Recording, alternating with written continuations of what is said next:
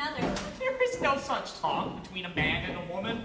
Drockies, just tie her up and help me drag her out of here.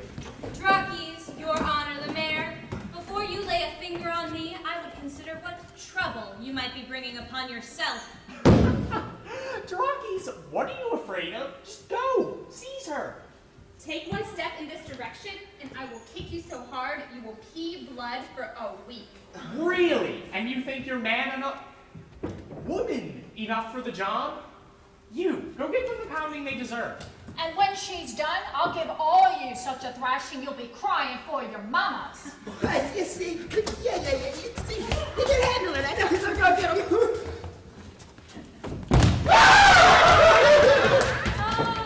Well, this has been a fine display of masculinity. Apparently you have little contact with your people. Sir, women today are liberated. We are not the little dolls and bound house slaves of yesteryear. We are passionate. Oh, yes, passionate for boost ponds and all-night boogaloos. It's no use talking to these mongrel mutts.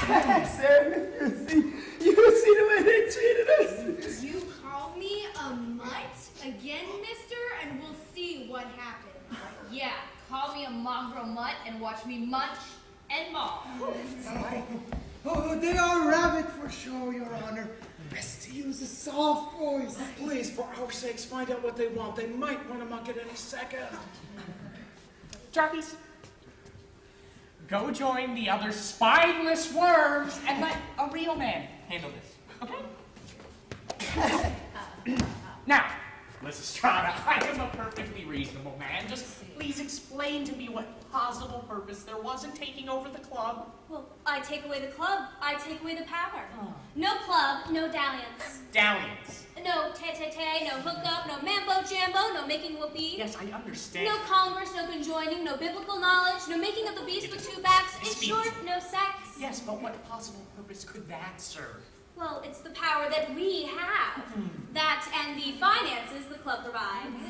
Now, wait a minute. You can't just take money from people. That's Business? No, that's something else entirely. I mean, when somebody else does all the work and you take all the money, that's called, Plundering and war. Stop. No. I think you taught us too well, Your Honor. We know what it is. And it is ours. Look, I have a city to run. We'll do that for you. You! Yes, we are going to save you from yourself. Sacred cow's cud, I don't want to be saved. Then it is vital that we save you from this hopeless war. Look, We will not relent until there is peace. That is our demand. I am about to blow my gasket. Oh, that's the problem, isn't it? You men with your puffed up chests, bloated egos, and bullying ways. If you would just listen to us. I mean, we're the only hope for this country. Listen, if I lose my temper, you had better watch out. If you lose your temper, you will have more to lose than we will. What? Listen and learn. For too long, you have asked the women to sit silently while you send our husbands and sons away to war. For too long, we have sat at home waiting for you men to come to your senses. Well, no more. We will be silent no more. You know what? Maybe a good smack upside the head would teach you better manners. And maybe the bad end of a mop handle would teach you how to address your betters. Listen, you beast. The war was bad enough, but our men come home to no jobs, to endless strife, to gang wars and poverty. If you would just listen to us, the city, indeed the entire country, would be in better shape. Right. That's right, isn't it? Shut up. Oh, a fine day it'll be when we let women run this country. I'd sooner put on a bra myself than let you take my office. We can arrange that if you so desire. We can get you stilettos and makeup, too. You ought to stand still and listen. You will not touch our Lysistrata, or we will rend you limb from limb. And I will separate your skin from your skeleton. And I, your noggin from your neck. No, no, friends. It is with Eros and the seductive charms we will win. It is with love and peace we will wage this struggle. We will so arouse the men that they will have no choice but to submit to our demands. Fat chance. Once the men have grown fat and swollen, we will see who's right. But what is your plan? Women have to make do. It is men who take by conquest. You make no sense. It's simple. A child could understand. Then explain, please. Women have to mend. Whether it be darning socks, sewing a button, knitting a baby's cap, or a thread gets tangled when you're stitching a quilt. We have to make do, and that is how we will end the war and the fighting. So you intend to end the fighting with needle and thread and yarn and cloth? Ha! Give me a break. If you only had half the sense a woman did, you would know how to run a government. This is too much. This is too much. Please, enlighten me. Each household has a limited budget. You spend no more than you have and save for rainy days. You just make it sound so simple. It is not that hard. Because we have so little, women have always had to prioritize. If I have to decide between earrings or feeding the baby, out go the earrings. If the clothes are dirty, we clean them. We don't just go out and buy new. If the task is too big, like a quilt for winter or a large dinner for church, we pitch in together. The same is true of government. Do what you can for yourself, but if the task is too big, make sure everyone works together. Make no enemies you don't need to make. Keep all the friends that you can. Don't buy anything you can't afford. Clean up everything that is dirty. Make sure the garbage gets thrown out. Children and anyone else who can't take care of themselves come first. Everyone else needs to take care of themselves or go to bed without supper. Listen! You talk a fine game, but you know nothing that a man does of the burden of war. I thought you were foolish. Now I suspect you are evil. Women bear the greatest burden of life. I am the mayor, and a We member... give birth to the sons who in our eyes are still the little boys on our knee. We see them brought home in flag-draped coffins, and we cry night after night, and for what? That's the medium. And then as widows, we sit alone at home with children to care for and an insufficient pension with which to It is get an by. honor to die for one's country. Don't give us the old dolce et decorum as post patriae mori. You should read Wilfred Owen.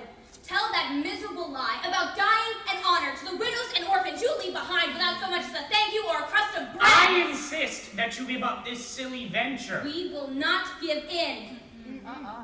Until the men give up the war, until the men give up the fighting, they will not touch a woman. Will not caress or kiss. Will not breathe soft words into their ears. We will not so much as paddle their palms with our fingers. I'm not talking. I'm not. Officer!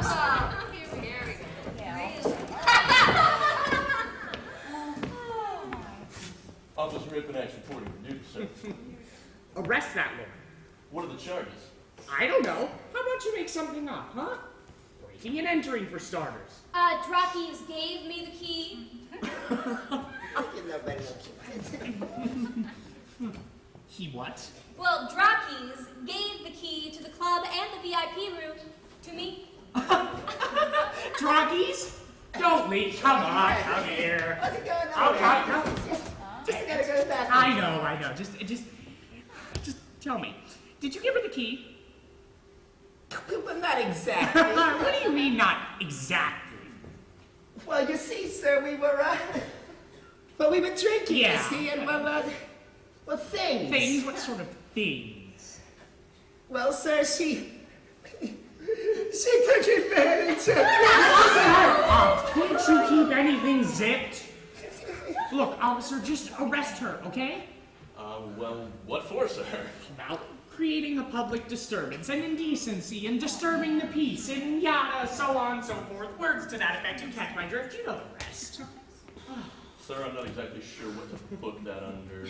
What do I pay you for? Just arrest her. Arrest all of them and sort it out later. Really? You got it.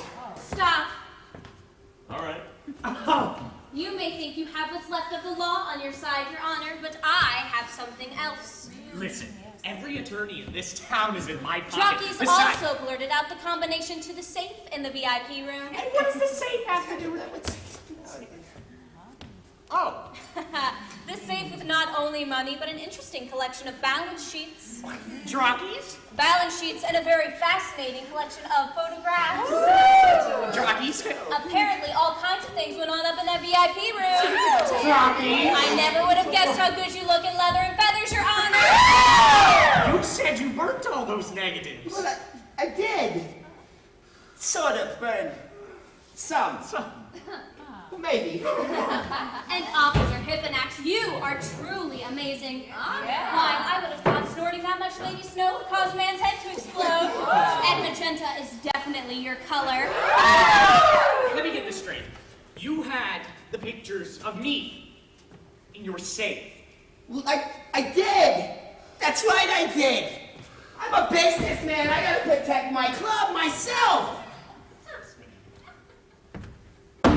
That's right. You are a coke-addled, grease-oiled stick insect is what you are. Do you have any idea what kind of position you put me in? The positions, I must say, were impressive. But nobody guessed how flexible you are. You look. You know our demands. Why don't you just Why go don't to... you just go ahead and die? What? You heard me. You provide nothing in this world. You produce nothing. You make nothing. You heal nothing and nourish nothing. All you do is send men off to die so that you can be fat and rich. What? Oh, this is an outrage. No. This is your preparation for your journey to the other world. What? Hipponax, brothers, come to my aid. Well, you see, sir, she's got those pictures, and we would go to jail. Oh! We'll wrap you up like a mummy and send you off like a dead pharaoh. It's okay, sir. It'll all be over soon. Don't beat me. I'll do anything. You cannot do this to me. I surrender. Changing sides. I want to be a woman. Let's have a proper funeral procession. Officer, you lead the parade. You all bear the body forth and let the rest of us show the mayor the kind of respect he has earned.